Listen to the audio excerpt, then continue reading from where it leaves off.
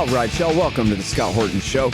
I'm the director of the Libertarian Institute, editorial director of antiwar.com, author of the book Fool's Errand, Time to End the War in Afghanistan, and the brand new Enough Already, Time to End the War on Terrorism. And I've recorded more than 5,500 interviews since 2003, almost all on foreign policy, and all available for you at scotthorton.org. You can sign up for the podcast feed there, and the full interview archive is also available at youtube.com/Scott Horton Show. You guys on the line, I've got Kelley B. Vlahos from Responsible Statecraft. Hi, Kelley. How you doing? Hi, Scott. Great to be here again. Very happy to have you here. And I sure liked reading your article about this very disturbing thing that I did not like to see, which I guess I'll have to splice in later because the way this stupid multi-track thing is set up, you and me could hear it, but it wouldn't get recorded properly. But anyway, it's the clip that we've both seen of Peter Thiel. Well, I don't know. Set it up for us. Where is he and what's going on here? And who the hell is Peter Thiel? Yeah, Peter Teal, he's the co-founder of Palantir, which is I would say, a data systems information platform provider that has multiple contracts with the U.S. government in terms of providing data streams and platforms for surveillance, for predictive policing, and now on the battlefield in Ukraine, in Israel, and creating new platforms for the U.S. military for targeting information assistance. This is called a multi-prong informational systems awareness company that is now deploying tons of AI, artificial intelligence, in everything they do. And Palantir's been around since after 9/11. So providing tools for the U.S. military. They had some of their first seed money was from the CIA. So they've been around for a while. They're pretty open about what they're all about, providing tools for the U.S. military and police and states, Department of Homeland Security. So a big law and order defense and law enforcement provider. So Peter Thiel's out there, and he is being, in this case, what I wrote about, he's being interviewed by the Cambridge Union in the UK. And someone in the audience had asked him, they said, listen, how do you feel about Israel's use of artificial intelligence in targeting Hamas in Gaza? And this particular questioner was no doubt referring to a story that had been published, and this was all this spring. So this particular Cambridge Union interview, the story I'm about to tell you about, all happened in spring.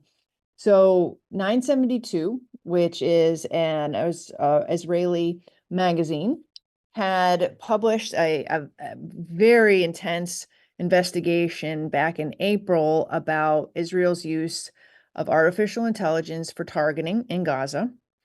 And the program they focused on was called Lavender.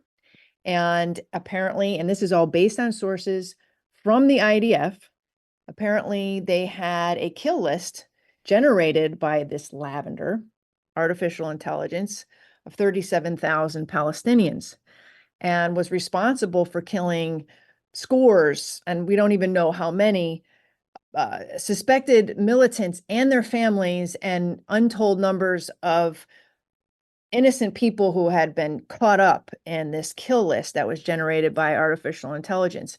The questioner at this Cambridge Union event asked Peter Thiel, how do you feel about that?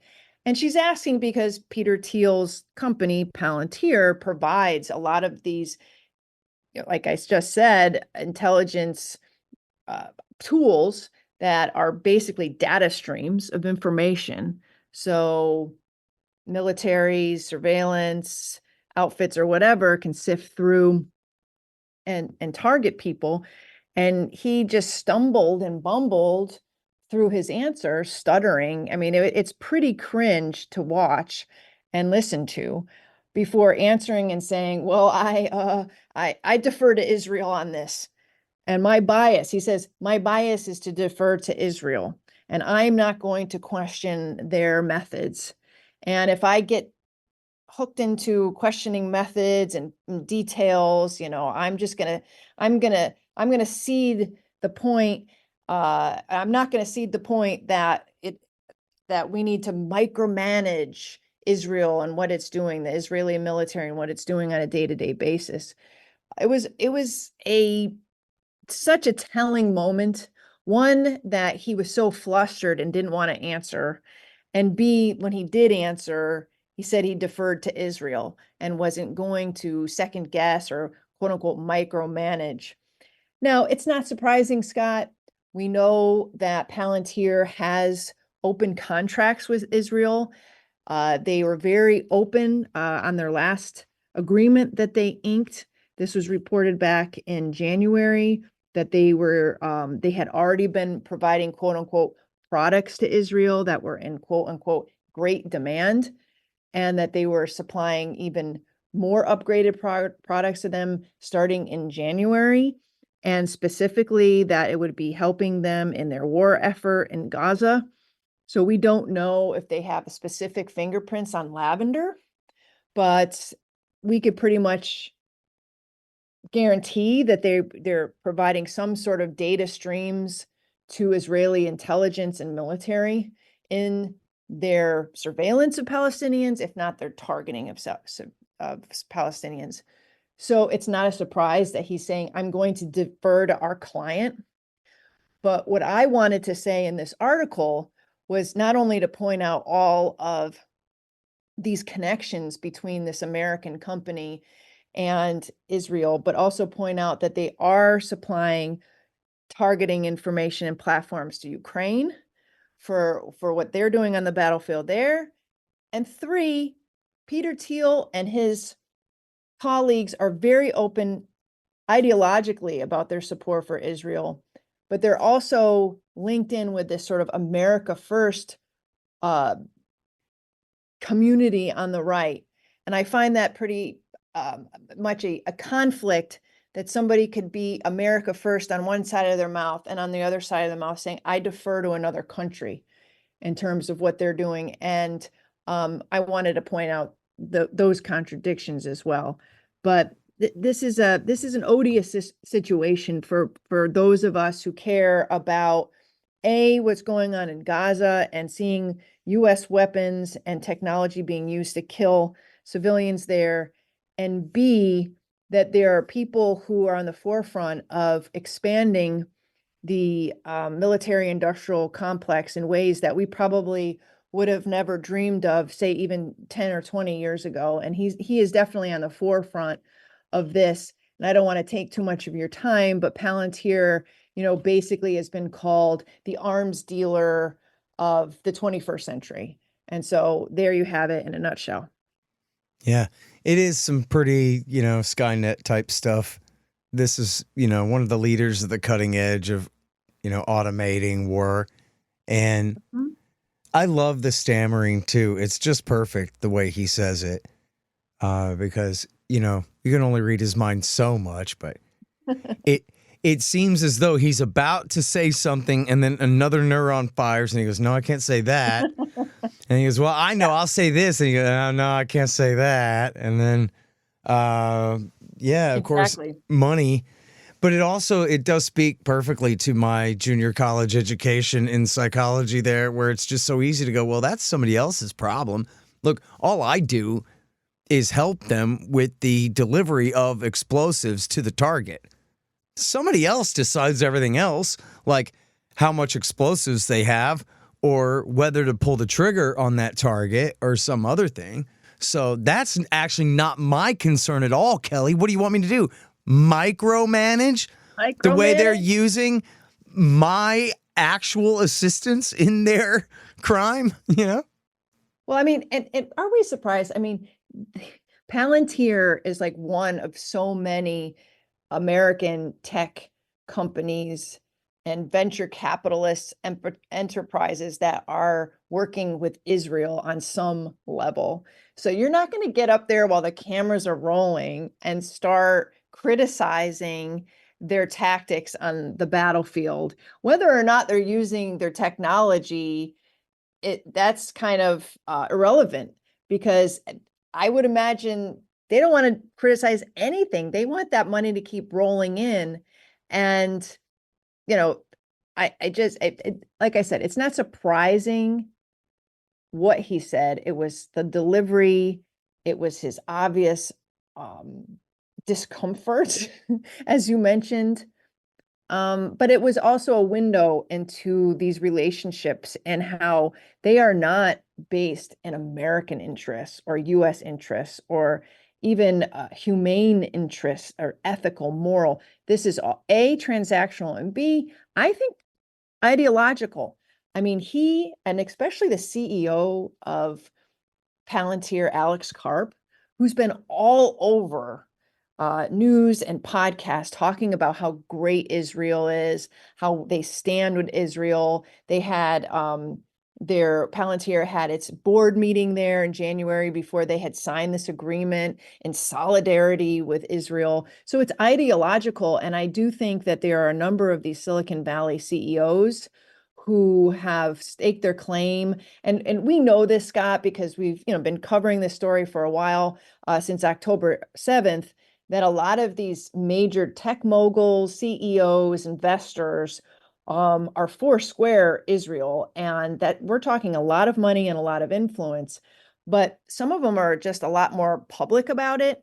And so there is an ideological hue to this that makes me a little nervous. I don't know if you remember, I had done an earlier story when former Joint Chiefs Chair Mark Milley was on a stage with Palantir CEO Alex Karp for one of these defense, boondoggle conferences. And they're talking about Israel. And Alex Karp sits there and he says, they were talking about the protesters on the college campuses at the time. And he said, they're not the peace activists. We are the peace activists because we want to stop this war.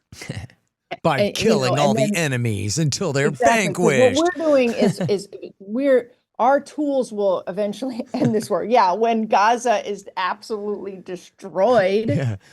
The peace of desolation. It'll be beautiful. Yeah. So, I mean, this is we're looking at some very interesting times here and disconcerting because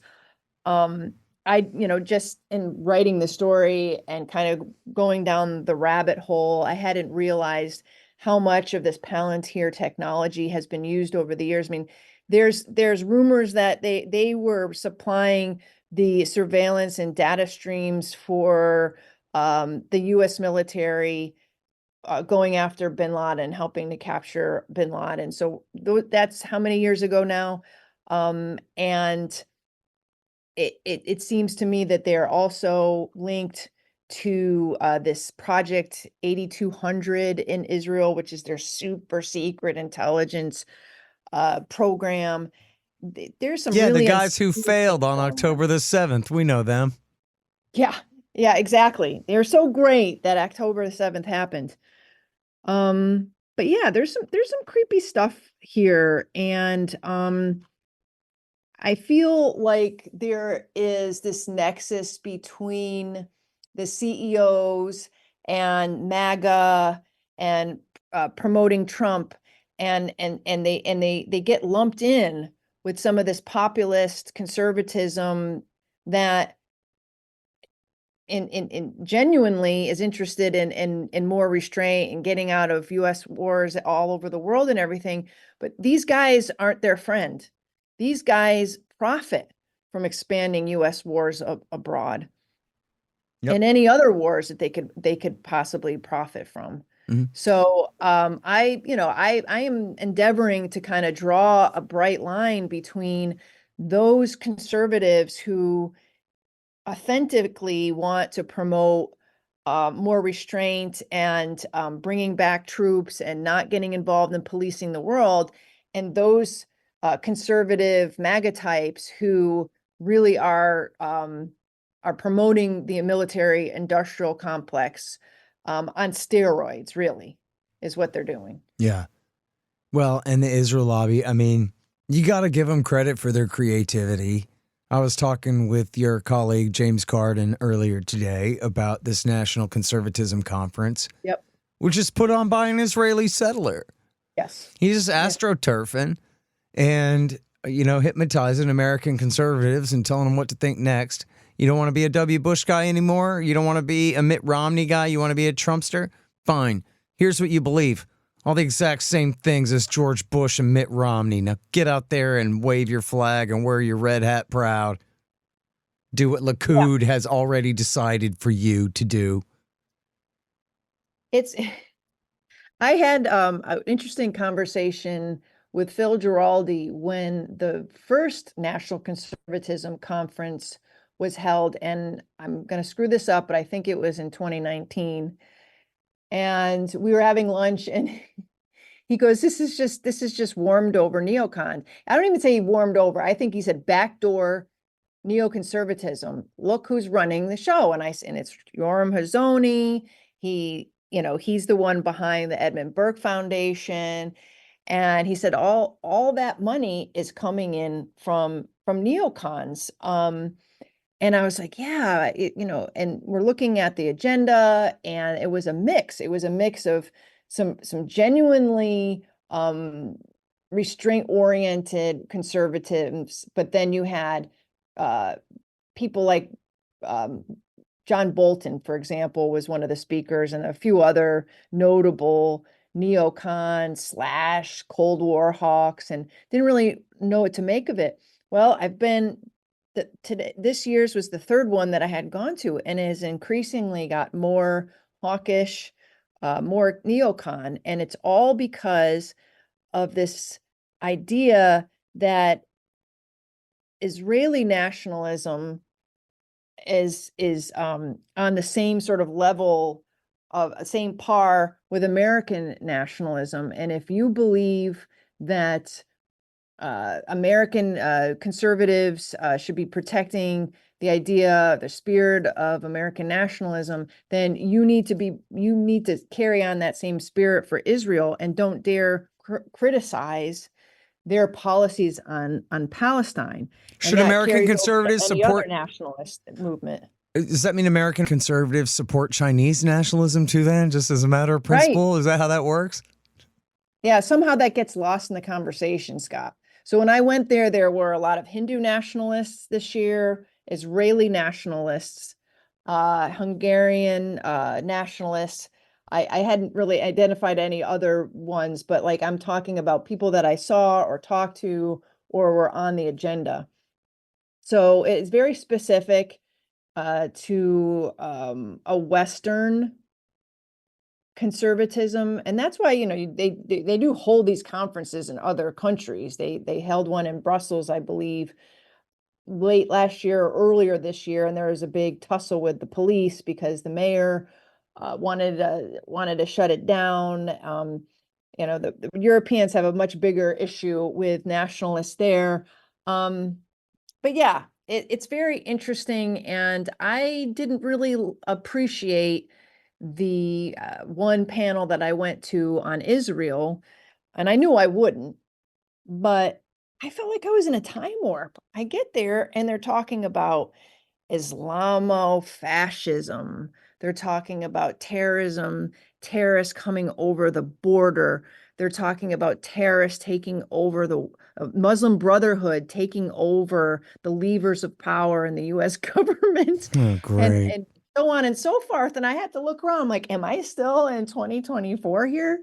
Yeah. I mean, and this is Trump's NSC, right? That's who you're talking to there, is the next White House. Yeah. Well, that's the scary thing. And yeah, I wouldn't say it's a foregone conclusion. I honestly believe that there is a tug of war right now among conservatives or pro-Trump base conservatives over the foreign policy going forward. I do think that there are people, you might not agree with them on every single point, but there are more realist, I would dare say some are a little bit of restrainer conservatives look at the folks at American Conservative, look at the folks at Defense Priorities.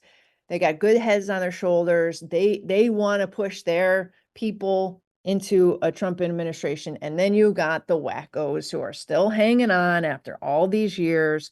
And those are the people that we have to really, the people that I just mentioned from the National Conservatism Conference. And then you have your typical Cold War warrior types, and the neocons that are just kind of straggling around and will be willing to hold their nose to get back into power.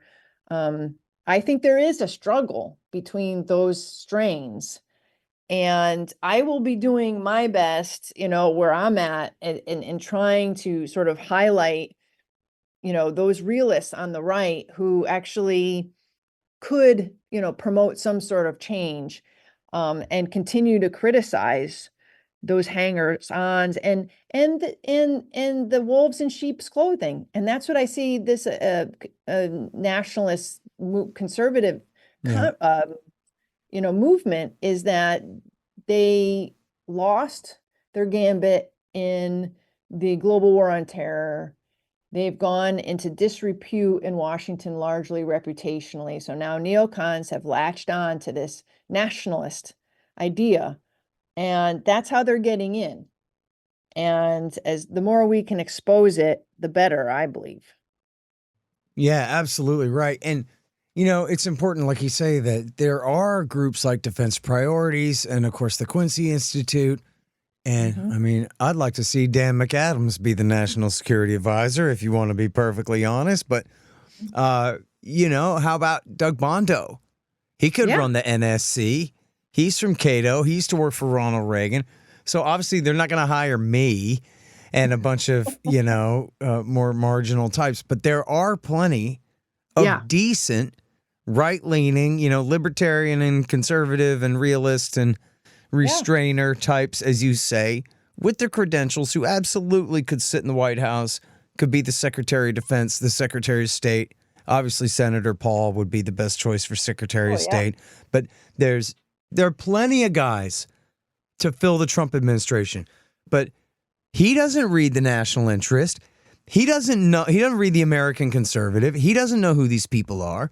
And so, he needs at least the one guy in there to shepherd him through and show, look, here are all the hawks and here are all the restrainers who are vying for your attention here, boss. And if you really want to do it your way, you're going to want to go with these guys who actually agree with you, instead of the next general like Mattis, who just has a broad chest with lots of medals on it and is really macho and impressive in the dumbest way, I mean, that's literally how he chose his Secretary of Defense last time. Well, Israel likes you, and you kind of remind me of George C. Scott, tough guy. Wow, you're hired. When George C. Scott wasn't even a general. That was a movie. Well, I mean, I'm a little bit more hopeful because I do think there is a bridge already built. I do think Trump knows who the American Conservative is at the very least. And I think it's because of their relationship with JD Vance. Now, whatever you think of JD Vance, and I disagree with a lot of things that he said on Israel, for example, even China, but he does have some good instincts about populist conservatism and foreign policy. And he's said some great things about the failed wars of the last 20 years, what the United States role is in the world, dialing things back, bringing it home, doing what is best in the U.S. interest. He's talking a lot of our language, and he's outreached to the Quincy Institute. He's outreached to other restrainers and realists. And I think he was probably the best pick out of that short list that Trump had identified in terms of being a restrainer or somebody who is pointing in the right direction. And I do think that there has been inroads. I hear even Don Jr., has some instincts on this, is very close to Tucker Carlson, and he's been really good on a lot of these issues. So I think this is looking a lot better than it did in 2016 and That's good. 2008, 2012. But you're right. When the rubber hits the road, they're going to turn to who's available. And I'm just hoping that there will be enough of these people who have over the last 3 or 4 years have had some time to jockey for position. And you're competing with, an entire network like, Project 2025 or whatever, where it is like the worst mixed bag ever. You have people who could be okay, particularly on issues like Ukraine, and then you have a bunch of nuts. And so you don't know what you're going to get. But, it all depends who's ready and right in the face of whoever's running this transition committee or whatever you call it if and when Trump takes office. Now, if it's Kamala Harris, that's a whole other story, because I don't think there's a lot of hope there, and we don't really know who she would surround herself Jesus with. Christ. I'm afraid, Scott. She ain't going to be the president, Kelley, not unless Trump falls off a ladder or something. I can't imagine how in the world anybody thinks. I saw the New York Times today. Oh, she's up in the polls. Like, well, we'll see how that goes. Yeah, she's up in the poll. In the polling is weird because I saw there was a few polls yesterday that they released that she was still behind Trump in like the battleground states. But that was like 48 hours after, she got her first big win, after Biden drops out of the race. Who knows what's going to happen between now and November? People say to me, Scott, how do you get so much work done all the time? Coffee. It helps keep me from falling asleep. And it tastes really good because I get it from Moondo's Artisan Coffee at moondosartisancoffee.com. Moondo's is kind of the anti-Starbucks in that their coffee tastes real good. They have lots of great choices, representing all kinds of regions, blends, and flavors. I'm drinking the Ethiopian presently. Hey, wait, also, do you like saving money on good tasting coffee? Right now you can get 10% off and help support this show if you just go to moondosartisancoffee.com/Horton. Find the link and the QR code in the margin at scotthorton.org. That's moondosartisancoffee.com/Horton. Hey guys, I had some wasps in my house. So I shot them to death with my trusty Bug Assault 3.0 model with the improved salt reservoir and bar safety. I don't have a deal with them, but the show does earn a kickback every time you get a Bug Assault or anything else you buy from Amazon.com by way of the link in the right-hand margin on the front page at scotthorton.org. So keep that in mind. And don't worry about the mess. Your wife will clean it up. Well, folks, sad to say, they lied us into war. All of them. World War I, World War II, Korea, Vietnam, Iraq War I, Serbia, Afghanistan, Iraq War II, Libya, Syria, Yemen. All of them. But now you can get the ebook, All the War Lies, by me for free. Just sign up for the email list at the bottom of the page at scotthorton.org or go to scotthorton.org/subscribe. Get All the War Lies by me for free. And then you'll never have to believe them again. I mean, if Biden quits the office and makes her president, well, that's a whole new ballgame. Because if she's running from already sitting in the chair, then why the hell not? Kind of thing. Oh, my goodness. But right now, I think Trump has a huge advantage. But then again, Trump and his people were the ones who made such a big deal about Biden's age. And now that they've won, they've woken up and realized they've completely ceded that issue to the other side. Yeah. Now who's the old man? You know what I mean? Right. And now they're confronted with not only a younger candidate, but a woman and a woman of color, and they have to find messaging that will allow them to stay, on like the righteous path and not let like the extremes of their party start going after her in ways that it'll just scare, I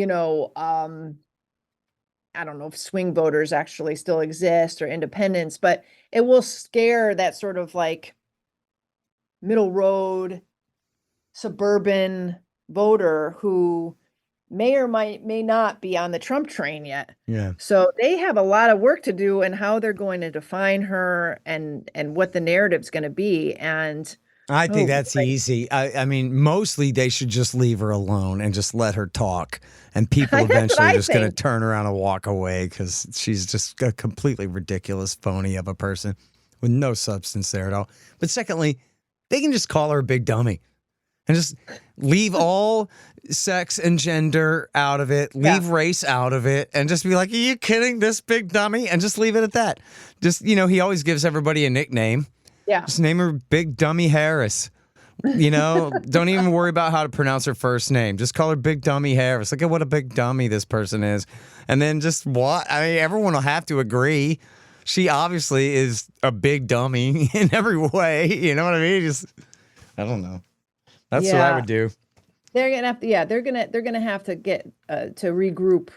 See, they're calling her a leftist, which is a big mistake because that makes her sound like the outsider. But she's the sitting vice president right now. What she is a center-left liberal, and that's crazy enough. When they call her a leftist, it makes them sound like they're the ones defending the status quo from the outsider. That's right. Which is stupid, which is exactly what they tried to do to Joe Biden 4 years ago. Yeah, Joe Biden, the radical leftist. What? And which makes you what? Makes you George W. Bush, staving him off? It's so stupid. And that's part of the whole Trump phenomenon is the stupidity behind it all. At least this time, he's not demanding that people stay or, demanding that people not vote by mail the way he did last time. Spent 3 months telling people, don't you dare vote by mail. Okay, I guess. Idiot. I agree. I think they should be putting the 90% of their energy right now into get out the vote, organizing at the grassroots, door to doors, getting people to do early voting, mail-in voting, whatever, which they didn't do last year. And the Democrats are so damn good at it. I mean, this is what just activating. I mean, just in the first 24 hours, Kamala raised $250 million. She had calls with 10,000 people on them saying, put me to work. What can I do? This is how Democrats roll. They're grassroots at heart. And they will get people to vote. They will harvest votes. They will get people to mail in their votes. They will wheel people in. I mean, this is what, and like you said, the Republicans did the opposite last time. So they need to get their asses off their chairs and get into these communities and activate. Yeah. If they want to win. Yeah, we'll see how they do. I mean, I think he did learn the lesson from last time there. That, boy, I shouldn't have suppressed my own vote that way. And, he was probably going to lose by mail overall anyway, but by much less margin. That might have been his margin of failure right there. I think it must have been. Yeah, I think so too. I remember he went to Florida and DeSantis elbowed him, at least figuratively, and said, hey, don't say that. Yeah. We win by mail here in Florida. And he goes, oh, okay. Voting by mail in Florida is great. Everywhere else, it's not. And it's like, you want to lose by more by mail just to make a point? Or what are you doing? It's like he was just trying to bully mail-in voting out of existence somehow when he's the one who signed the CARES Act. So, What do you think? Third-party candidates, what kind of role will they play, if anything, in this race now? Yeah, I think Bobby will take a bribe from somebody or another and quit before it's over. And what's really funny about him is that if he had any moral courage at all and had stuck up for the Palestinians and had determined to just, no matter what dirty tricks they did, no matter how bad they tried to rig it, determined to stay in the Democratic Party and in the Democratic race and run as hard as he could in the states that held any kind of real primary at all. Yeah. And then he would be by far and away the front runner right now. If he was the one that stuck up for the Palestinians this whole time, and he wouldn't have to be great on it. He'd just have to say, we want a ceasefire and real negotiations and a eventual two-state solution kind of crap, But instead, he was avowedly as bad on it as he could possibly be, lying against the Palestinians, trying to outflank Trump and Biden on how many of these poor people should be slaughtered. And he just made himself look like such a jerk. And all of the grassroots energy behind him just kind of, frittered away. I mean, what is there to support there that makes him qualitatively different than a Democrat, right? Like, it's pathetic. And so good riddance to him. I think it's just hilarious that he's going down as just I absolutely agree with you. He had support on the left. He had support among libertarians. And it just dissolved. Yeah. And I don't know what his base is at this point. Yeah, I don't either. Why would anybody who's supporting him not just support Kamala Harris? Yeah. What does he have to offer at all? If he's not going to be, because see, he didn't have to be a leftist. He just had to be like the dissident liberal who wanted to stand for like real liberal principles and say like a Matt Taibbi-ish kind of way or something like that, But nope. So. Yeah, they basically neutralized him, the Israeli lobby. I don't know why, and I don't know how it happened, but they neutralized him completely. That Biden couldn't have paid somebody to do a better job than his campaign. I mean, it really raises the question: what is he even in there for? You know what I mean? Like he was somewhat good on Ukraine for a minute, but you're not going to run for president just on that. No.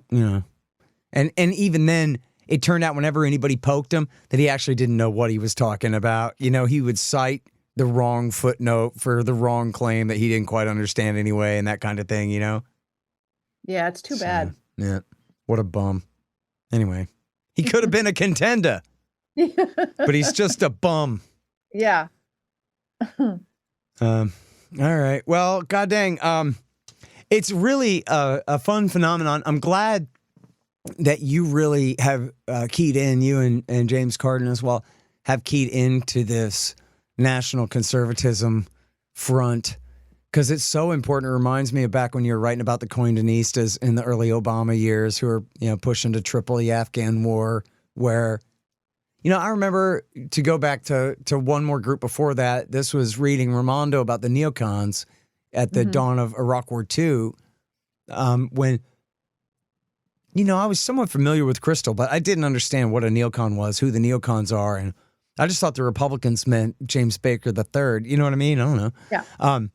And so then it's like, oh, wow, it really matters who's the Deputy Secretary of Defense for Policy, because he hired this guy named Abram Shulsky to come up with a bunch of lies to get your mama afraid of Saddam. And so it really counts, like who's running these positions. And it really counts that you have a guy like Justin or like you, Kelley, who can keep track of this stuff and understand when other people are sort of just looking at bigger pictures, that you can see all the marbling and all the color within something like the Trumpist movement, the MAGA movement, the Republican Party, the neoconservative movement, and understand who these people are and which faction is represented by who and that kind of deal. Because, people really need leaders on those questions. It's very hard for people to tell that, like, oh, so Black Will, so he's with the Skrokoftians, and then this other guy is with the, you know what I mean? Like, you got to really be Jim Loeb or Kelley Vlahos. Yeah, you have to have some sort of frame of reference, some institutional knowledge of like what came before.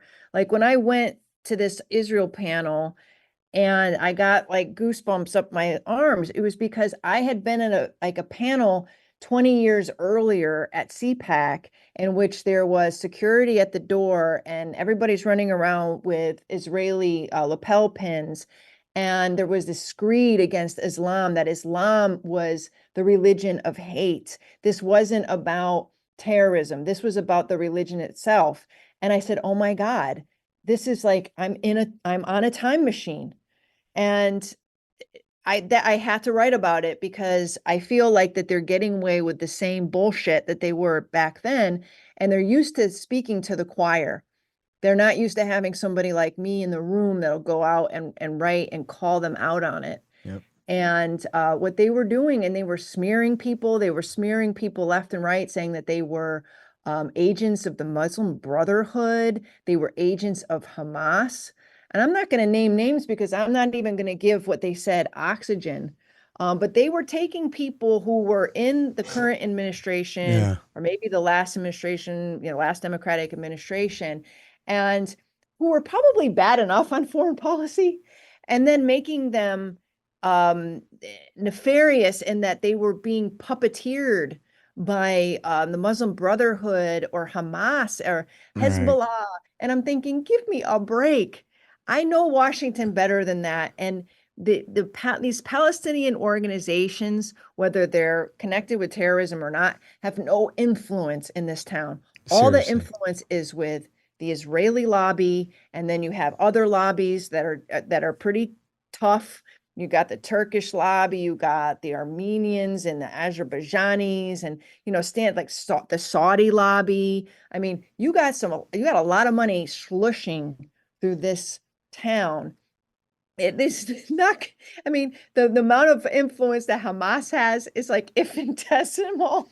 Well, you know what's funny, and they always do this, right? Is the kernel of truth here is that Elizabeth Cheney, when she worked in the State Department in the W. Bush years, is guilty of high treason and had backed the Syrian National Council, made up of the Muslim Brotherhood, to do a regime change in Syria because they prefer Sunni and the Muslim Brotherhood. They're not all bin Ladenites, but in Syria they are. And these kooks prefer the bin Ladenites to Iran and their friends. And the Alawites that rule in Syria were friends with Iran. And so, the redirection wasn't under Obama. The redirection came under W. Bush. And that was back toward the Sunnis because we regret giving Baghdad to the Shiites. That's right. And that's the game that they've been playing the whole time. They, expect us not to remember that and whatever. But, that's who we're talking about here. The same people who are the ones who created this mess in the first place. And then in the Obama years, it was Hillary Clinton and David Petraeus who backed the Muslim Brotherhood, and then eventually including Al-Qaeda, Jabhat al-Nusra and Jaish al-Islam, and eventually our very best allies, Turkey and Saudi, outright supported the Islamic State in that war. And so when they want to say, oh, you're so tight with the Muslim Brotherhood, what they mean is that the Muslim Brotherhood worked for the United States of America in the Obama years, doing their Likudnik dirty work, fighting the Shiites. Right. That's what they're talking about. That's not even acknowledged in this crowd that I'm talking about. Right. But that's the only kernel of truth to it. I mean, what other relationship could they be talking about other than the one that Elizabeth Cheney created? Yeah. I mean, they want us to believe that Hamas and the Muslim Brotherhood and, Islamo-fascists everywhere have somehow infiltrated not only the government, but our university systems, and they have changed the wiring of our brains to believe that Israel is evil, the Palestinians are good, and we've seen that all manifested in the protests, the Gaza protests on our college campuses, and this is the worst part. They say this is why Biden is not helping Netanyahu, which, my God, if he's not helping him, what the hell is he doing? What is helping him look like? I don't know, but it's this massive straw man in which the Biden administration is anti-Israel, and it's all because of this Islamo-fascist influence that has taken over and reconditioned our brains. Oh my God. It's like living in the Bush years, isn't it? It's just so dumb. Yeah. I saw where Donald Trump said, this is when the Biden government, I don't even know why they bothered, but Biden held up a shipment of 2,000-pound bombs for like a couple of days. Yep. And Trump goes, I can't believe it. Under Joe Biden, America has abandoned Israel. Oh, poor little Israel. They have to go without 2,000-pound bombs, 1-ton bombs for a couple of days that we know they use to carpet bomb tents full of refugees, women and children. World's smallest violin. And then he goes, yeah, you're a Palestinian. And then he goes, like, that's the worst thing in the world you could be, right? You Palestinian. And then he goes, but you're a bad Palestinian, so even the Palestinians don't like you.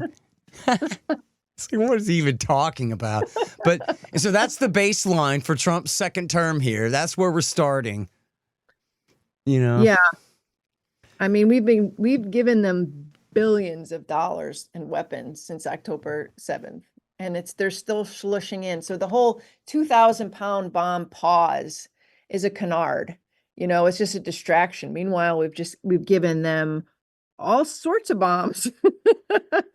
We've given them plenty of ammunition, unguided, guided bombs, artillery ammunition, aircraft, jet fuel. I mean, I'm looking at a list right now, and it just goes on and on and on. And that we don't even know exactly what we've given them, because the Biden administration has managed to keep much of it under the radar. And so they give them little doses that don't meet the threshold to have to notify Congress. So there's a lot of shit going on that we won't know for years after it's all done. After Gaza is destroyed, will we know how much of a role that the United States played in it directly? Yeah, it's a disgrace. The whole thing is just crazy. And I guess, at least as far as I can tell, things could change. Again, like I say, if Biden steps down and hands it to Harris, we'll see. But otherwise, I think Trump's a sure thing. And then you might as well let Sheldon Adelson's corpse run the whole deal. No. Well, he didn't even need his corpse. His wife is out there basically pulling all these strings with all these candidates. Well, now it's down to Trump, courting her and cultivating and begging, and God knows how much she will end up giving this campaign and Republicans in general. But yeah, she's got a lot of influence. Yeah. Well, and I think Trump probably will just say like what his price is. You want the West Bank? All right. 75 mil. And right, like you just donate that to the campaign, you got the West Bank, lady. Like, what does he care? No one's going to stop him. Once he's the president, no one's going to stop him. I don't even want to think about that. I had a hard enough time sitting through Netanyahu's speech yesterday. That was repulsive enough. I don't even want to think about what could happen if Miriam Adelson is pulling strings in the next administration. Well, for all we know, Iran paid you to say that. So.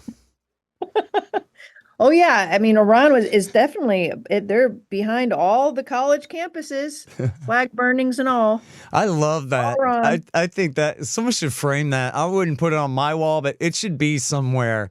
For all we know, and then just insert whatever ridiculous Israeli claim you want. It's amazing. All right. Anyway, I'm sorry for wasting so much of your afternoon. I just like talking to you a lot. Oh, thanks for doing the show. This is the best part of my day. Yeah, there you go. All right, well, get back to your responsible statecraft there. I will, and you too. And I look forward to speaking with you again. Okay, thank you very much, Kelley. Bye. All right, you guys, that is the great Kelley Beaucar Vlahos. She is the editor over there at Responsible Statecraft. That is the publication of the Quincy Institute. The Scott Horton Show, Anti-War Radio, can be heard on KPFK 90.7 FM in LA, APSradio.com, antiwar.com, scotthorton.org, and libertarianinstitute.org.